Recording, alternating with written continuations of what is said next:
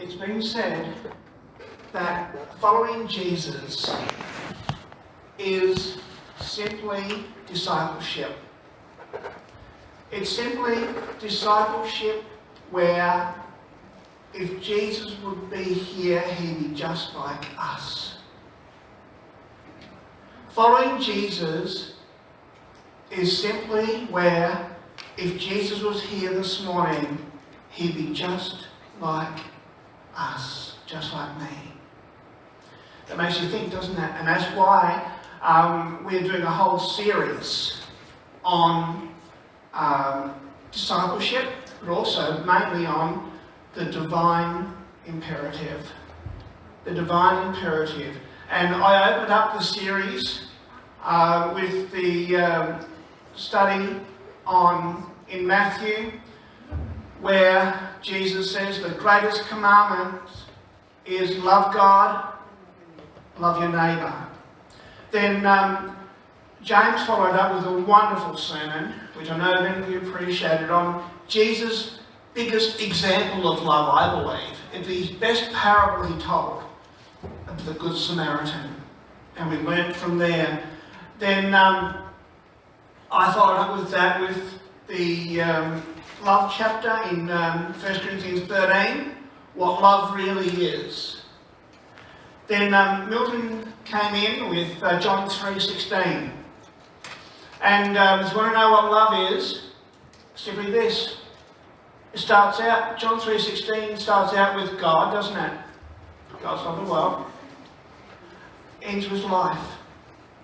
Because of God's love the world, we get life. And so there is a really simple way to remember the gospel in John 3:16. The start of the text, which is God. The last word in the text, life. And then we had Steve Goods last week preach on Deuteronomy and Hear, O Israel, and how to love the Lord. Today, I'm going to do a bit of a summary, collectiveness before we move on in the series. We're about halfway through in the series. And I'm looking at head, heart, hands. Head, heart, hands. And how do we follow Jesus with our head, our heart, our hands? Let's just remind ourselves, will you, and come with me to Matthew 22, 34 to 40. Let's remind ourselves of the divine imperative. When the Pharisees heard that he had silenced the Sadducees, they came together, and one of them, expert in the law, asked a question to test him. Teacher, which command in the law is the greatest? He said to him, love the Lord your God with all your heart, with all your soul, and with all your mind. This is the greatest and the most important command. The second is like it. Love your neighbour as yourself. All the law and the prophets depend on these two commands. I'm so glad we're going through this series. We haven't met a sermon yet on this topic that's been the same. And yet, in a world that is so topsy-turvy, as Glenn described this morning in Announcements and Prayer, this is our race in Detra. This is our clarion call. This is why we are here. Love God, love our neighbours. Our neighbours should know we love God because they see him in our heart, head and hands as we love them. My dad used to tell the story of when he was out, this salesman was out selling. I'm not sure what he was selling, whether it was oils or whether it was insurance or what it was, but he go around the farms and he came out to this sheep and wheat farm and went to the house, and of course the boys weren't there. They were out the farm. He got a few directions from the wife of the homestead there, and out he went in his car on his bush track and followed it out until he found them in a new area of the farm. And here they were out there fencing. And he walks over to them, and you know how salesmen up and they do a bit of chit-chat and get common ground and make you feel comfortable before they sell what they want to sell to you. He did a bit of that, and in the process he said to the old farmer, he said, that's a mighty fine fence you're making there. It is so straight as a die. You look back as far as you can see, and you can see every post is right in line with the other. Can I ask, how do you do it? How do you make this fence so straight? And the old cocky turned around and just readjusted his hat and said, well, see that white rag on that mallee tree way up over on that hill over there, on that sand dune? I tie that there. And I don't look back, I look forward, and every post I dig and put in, I put it in line with that white rag up there on the hill. I don't look back, but when I do, I can see the fence is straight and true because my eyes are on the white rag on the hill. Church, that to me is discipleship. That to me is the best advice to get through these times that we're living in. We have to keep our eyes on the hill. The hill of Calvary, what Jesus has done for us. The call of Jesus on our lives when he says, follow me. That has to be our clarion call. And we're following Jesus with every decision we make, every way we spend every hour and minute of the day. If our eyes are constantly focused on Jesus and not the happenings around us, not the disappointments that are around us, not even the worldly applause that's around us, if our eyes are fixed on Jesus, then we're going to make it through to the kingdom of God. This morning, that's my focus. Are your eyes, are my eyes focused right on Jesus? Jesus gave us our commands of what we should do while we're here. Yes, it is love God, love your neighbours, as we just read, but it's translated as this. Come with me to Matthew 4 and verse 19. Matthew 4 and verse 19. As he was walking along the Sea of Galilee, he saw two brothers, Simon, who is Peter, and his brother Andrew. They were casting a net into the sea, for they were fishermen. Follow me, he told them, and I will make you fishers for people, or fishers of men, as King James lovingly tells us. And they left their nets, and they followed him. Follow me, and I will make you fishers of men. That is what we are to be doing as a church, as a people. Not arguing over theology, not arguing over how to wear our masks, not worried about where we sit in church and how we sit in church, but am I following Jesus and am I making fishers of men with and for Jesus? I make them through loving God and loving man. Whether it's Peter, whether it's Andrew, whether it's Matthew, or the rich young ruler, over and over and over again, Jesus tells us in the Gospels, follow me, follow me. Well, this morning I want to ask you the question, what does it mean to follow Jesus? When you boil it down, what does it mean to follow Jesus? First, I want to tell you what it does not mean. 1, following Jesus does not mean just going to church. That'll get me nowhere. Following Jesus does not mean not going to church. In fact, you can find all sorts of things in church, so you better not follow the church to follow Jesus.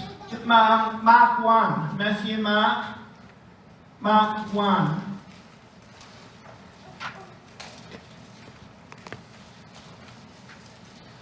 This is Jesus going to church, actually. But Mark 1. Just trying to pick it up here. Then they went to Capernaum, and right away he entered the synagogue on the Sabbath. This is verse 20. I think it's 24. No, 21. Entered the synagogue on the Sabbath and began to teach. They were astonished at his teaching because he was teaching them as one who had authority and not the scribes.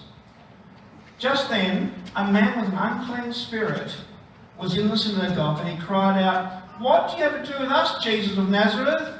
Have you come to destroy us? I know who you are, the Holy One of God." That text tells me that in the church, all kinds of people who belong to the devil can go to church too. So I can't put my faith in the church. Following Jesus does not mean going to church. Secondly, following Jesus does not mean believing who he is only. Many people believe in Jesus, but they are ashamed to confess him. Just believing in Jesus is not following. So, going to church doesn't just mean I'm a Christian or following Jesus. Believing doesn't mean. Thirdly, following Jesus doesn't mean that you just like him. It has to be more, much more than just words and pretty paintings and pictures. So, what does it mean to follow Jesus then? For the disciples, it meant literally, physically, following Jesus wherever he went.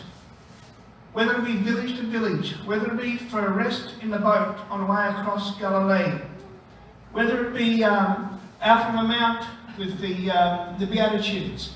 Wherever Jesus went, they went. They followed. They lived with him. Day in, day out. They were right in there with him and always in his presence.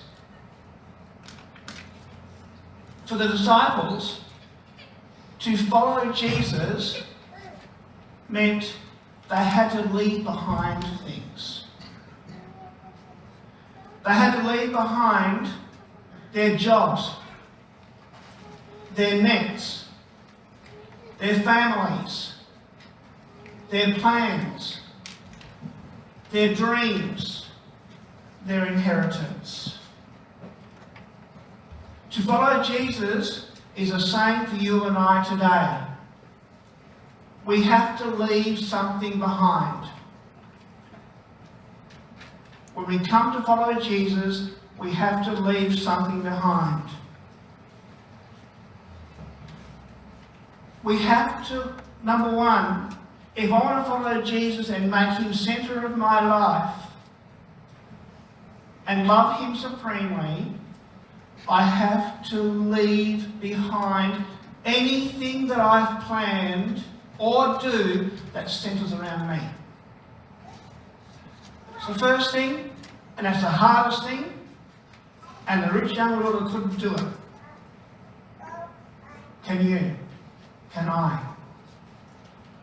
That's a question we must ask. Because whenever I'm facing a difficult time, whenever I'm, as we go along day to day, little me wants to take the front seat so much. Following Jesus means that me has to fade into the far long distance. I have to leave behind anything that centres around Loren Pratt. 2, I have to leave behind my sin. You know, the woman caught in adultery. Jesus said to her, "Hey, your sins are free. You know, you're free, you're healed." It was a miracle. But he said, "Go and sin no more." In other words, leave behind what's focusing on you, young lady. Follow me. Follow me, was Jesus' call to her. If we look behind and see what the disciples left behind, their nets, their boats, their family members, their businesses, their money, their sins, their bad relationships, their ego, their selfishness, their self-centeredness. When they went into the upper room after they got the confusion of the cross out of their heads and out of their way, and they went into the upper room and prayed together, and Pentecost came upon them. It came because they left behind anything self-centered. A good question I want to ask you this morning: what have you left behind?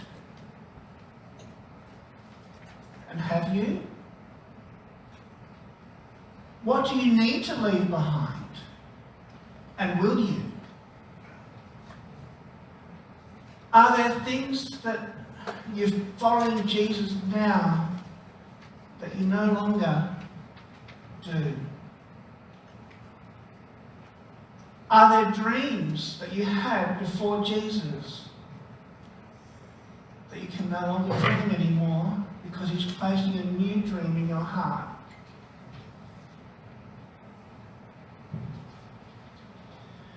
People who follow Jesus and become fishers of men, people who love God supremely and love their neighbours, 1, leave behind what they've planned that's self-centred. 2, they leave behind sin. And 3, they spend time with Jesus. The disciples followed Jesus day in, day out. Everywhere He went, they went. All too often we say, "Hey, Jesus, come into my world and follow me where I want to go." Jesus says, "No, follow me and I'll make you fishers of men." This is what the first followers did. They walked with Him. They asked questions of Him along the way. And they listened to His answers.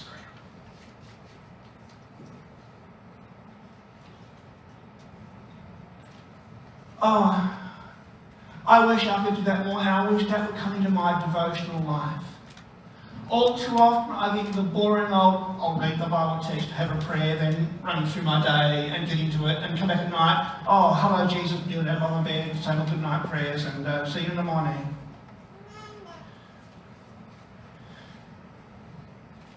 It's got to be more than that. For the devotional to jump out of the Bible and into Loren Pratt's heart and change Loren Pratt from self-centered to God-centered to Christ-loving. My mum and dad had to do something right. They raised 6 of us kids, 4 of us pastors. So they've got to have done something right. And you look back as a pastor, but I look back as a dad, because they didn't give me L plates and P plates and raising the kids. I look back and think, what did Mum and Dad do? Yeah? Every morning we would come to the family table and we would have devotion together. Dad would read the reading out of the set books that we'd buy from the ABC bookshop. And as a teenager, yeah, you get a bit bored, because no matter how late you were, you had to have devotional, had to stay down as family. No matter what was going on in your life, nothing broke through and stopped us from holding hands together around the family table. And I've still got the family table here with me. I brought it back with me to Perth. And I look at it and I think of many times where I held hands around the table and prayed. No matter what was going on in our lives, we had to have devotional. Do you know what? That didn't make me a church pastor. It didn't make me a Seventh-day Adventist Christian. It just broke my head. You can't do it that way. But it was nice.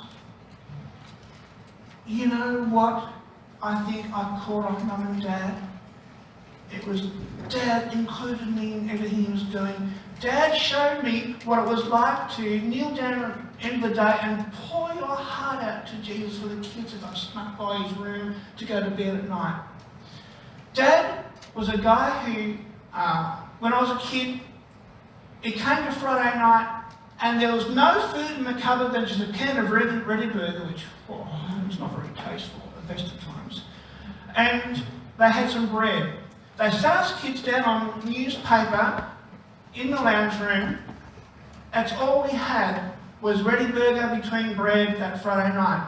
And I can remember Mum ringing to Dad and saying, "Hey, Dad was a cold porter. He'd sold nothing." Dad just kneeled there in the room and prayed and said, "Jesus, you have to show up. We need food desperately." Saturday morning, early, Dad gives a yell. Opens the front door and there is 2 big boxes full of food waiting for us. I don't know where it came from. We've questioned him, he didn't know where it came from. But someone knew we were struggling and someone answered Dad's prayer and that hit me in the heart like a bolt. A little bit older, we were in Mildura. Locusts coming through. And they wiped out the vines that year, wiped out everything was even living.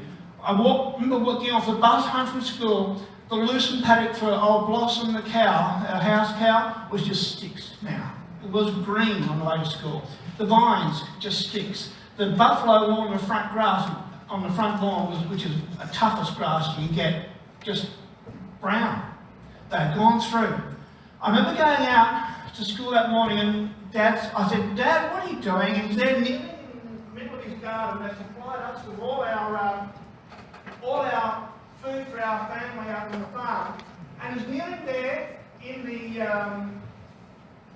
the garden bed. And he's praying and saying, "God, I pay tithe, I follow you. Please let my garden be a testimony to you." I came back that night from school and everything was sticks. And Dad's garden was green. The grasshoppers come right over the edge. And that stayed in my mind like a bolt of lightning forever. You see, I learnt about Jesus through my dad's relationship with Jesus. And Dad lived that. I caught that. And that's how we share and pass on our faith as Christians in families. Is Jesus has to be real. He can't be confined to a book or a devotional book or even the Bible. Jesus has to live in my heart and jump out of my heart. You see, the gospel is transported only by relationships. The Great Gospel Commission is transported solely by relationships. Faith is transported by relationships. Always has been, always will be, but why do we try and muddy the waters with programs? I think that this pandemic is pushing us as a church and saying, get back to what is real, get back to living your faith, get back to loving your Lord and showing the world that you do.